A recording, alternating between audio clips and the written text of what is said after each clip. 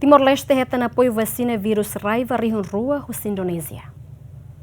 Nação vizinho Indonésia oferece vacina vírus raiva rihun rua onde ajuda o governo Timor-Leste prevene vírus raiva nebe continuamente e retina onde resulta Timor balun lá convida, mas bestog vacina vírus mamu que Hospital Nacional Guido Valadares. Antes parte Instituto Nacional Farmácia Público no Medicamentos colabora ona ho UNDP no WHO onde sosa vacina mas beto agora se Dr. Vice-Ministro Saúde e Assunto Fortalecimento reconhece Indonésia for dunia apoio vacina vírus raiva ba Timor-Leste hamoto rihun rua no vacina vírus raiva rihun rua seto Timor-Leste iha semana oin. Los duni ita hetan apoio husi itania vizinho, itania maun Indonésia será apoia ita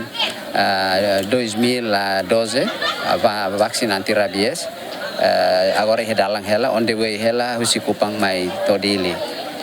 hoje sexta semana hoje bele começa ona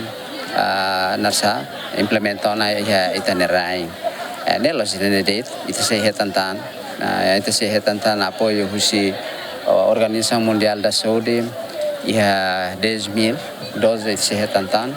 husi naba sehetan RIG masih sehetantan Horsei que Sua Excelência Serviço Ministro Operacionalização dos Hospitais moço assina na carta pedida harukaba Embaixada Indiana niha Timor-Leste teruskan apoio ba 12 balutan kita espera kataka ia discussão início kataki dalam para itabelatu tentang idane para tu reforçar o sistema para usar itabele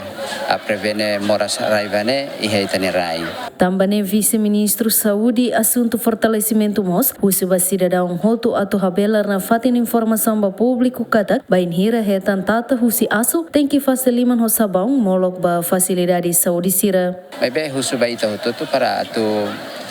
liu bita botsira hanesan kru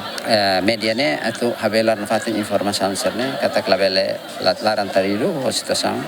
quando asutata favor tem que facilitar la lais facilitar o sabão dia que hobe nebe maka suli para tu bele fazer mostia depois tem que informar lais ba facilidade de saúde ser nebe mak bicicleta para tu bele etan atendimento ser nebe maka la lais. Além de retan apoio vacina husi nação vizinho Indonésia, Timor-Leste mos retan apoio husi Organização Mundial Saúde, hamoto krihon sanolo Teotonia Neto, Denise de Melo, GMN.